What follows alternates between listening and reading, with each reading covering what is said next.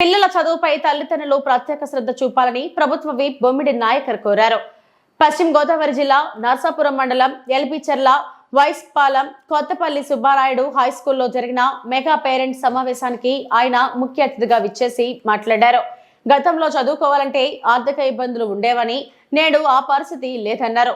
ఉన్నత విద్యావంతులకి ప్రపంచవ్యాప్తంగా మంచి ఉపాధి అవకాశాలు ఉన్నాయన్నారు. కావున తల్లిదండ్రులు పిల్లల్ని చదివించేందుకు వెనుకాడకూడదని తెలిపారు. ముగ్గురు పిల్లలు సార్ పేరెంట్ కి సార్ వెల్ఫేర్ వార్డెన్ చెప్పండి అమ్మా, వచ్చాయి కదా చేతులెత్తుండమ్మా, ఎవరికి వచ్చారో చెప్పండి. తల్లికి వందనం. అమ్మా, ప్రతి ఒక్క విద్యార్థినికి చాలా తక్కువ కనపడుతుంది మళ్ళీ ఇంప్లిమెంటేషన్. దాని ప్రత్యేక శ్రద్ధ తీసుకుని ఆ ఎలిమెంటరీ స్కూల్స్ అవ్వచ్చు, లేదంటే వాటిలో కొంత కానీ దగ్గరకు ఉండే విధంగా కూడా ఒక అటాచ్మెంట్ పెరుగుద్ది.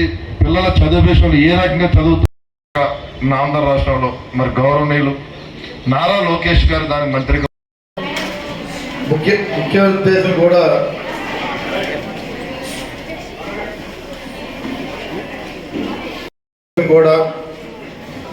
పేరెంట్స్ అదేవిధంగా టీచర్స్ కూడా పిల్లల విషయం చదువు విషయం దృష్టిలో పెట్టుకుని,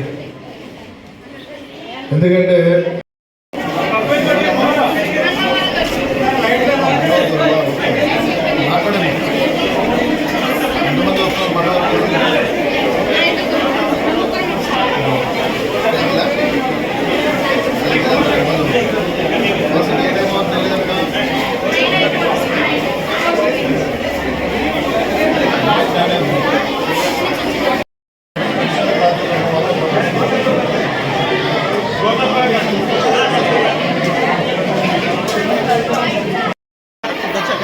ఆయన మాట్లాడుతున్నారు, ఫుడ్ గురించి అడుగుతున్నారు.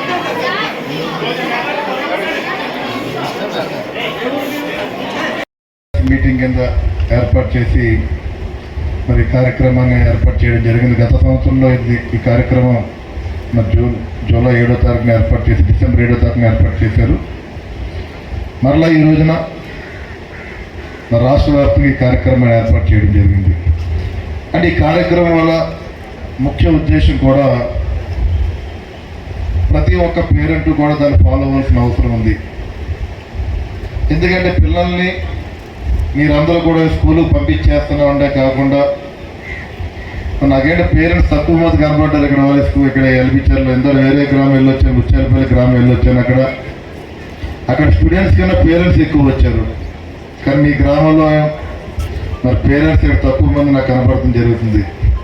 అంటే మీరు పిల్లల్ని మన స్కూల్స్ పంపించేస్తున్నాం, లేదా స్కూల్ టీచర్స్ లేదా స్టాఫ్ వాళ్ళు ఎడ్యుకేషన్ చెప్తారని వాళ్ళు చదివిస్తారని కాకుండా ప్రతి ఒక్క పేరెంట్ కూడా పిల్లలపై ప్రత్యేక శ్రద్ధ తీసుకోవాల్సిన అవసరం ఉంది.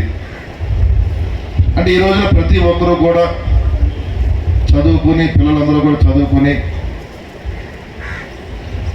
వాళ్ళందరూ కూడా ఉన్నత స్థితికి వెళ్ళే పరిస్థితి. అంటే గతం వేరు, ఈ రోజున వేరు.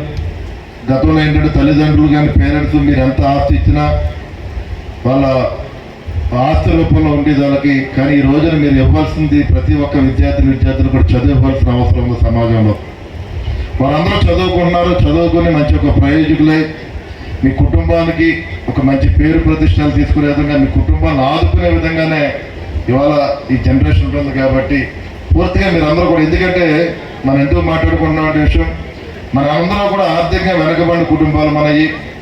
మనం ఏంటంటే చాలామంది మరి ఏదో కూలి పనికి వెళ్ళుకున్నాం, లేదా వ్యవసాయం చేసుకున్నాం, మన జీవన విధానాలు చేసుకునేది మన మన మన ప్రాంతాల్లో.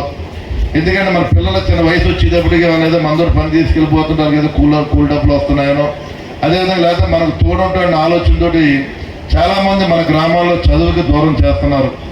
దయచేసి మీ పేరెంట్స్ అందరినీ కూడా రిక్వెస్ట్ చేస్తున్నాను నేను, ఇవాళ డబ్బే జయం కాదు, ఇవాళ డబ్బు ఉంటేనే చదువు కాదు. దయచేసి అర్థం చేసుకోవాలి. మీరందరూ కూడా పిల్లలకి మీరు కూడా శ్రద్ధ చూపించి ప్రతి ఒక్కరిని చదివించుకుంటే కనుక రేపొద్దున మీ కుటుంబాల్లో కూడా ఒక ఆదర్శవంతంగా ముందుకెళ్ళే పరిస్థితి ఉంటుంది. కాబట్టి దానికి మీరందరూ కూడా పూర్తిగా సహకరించాలి. ప్రత్యేకంగా పిల్లల కోసం మీరు చదువుకోకపోయినా, ఎందుకంటే వాళ్ళ పేరెంట్స్ అందరూ చదువుకున్న వాళ్ళు తక్కువ ఉన్నారు. కాబట్టి మీరందరూ చదువుకోకపోయినా సరే మీరు పిల్లలపై శ్రద్ధ చూపించవలసిన అవసరం ఉంది. దాని ప్రతి ఒక్క పేరెంట్ కూడా బాధ్యత తీసుకోవాలని చెప్పి నేను ఈ సందర్భంగా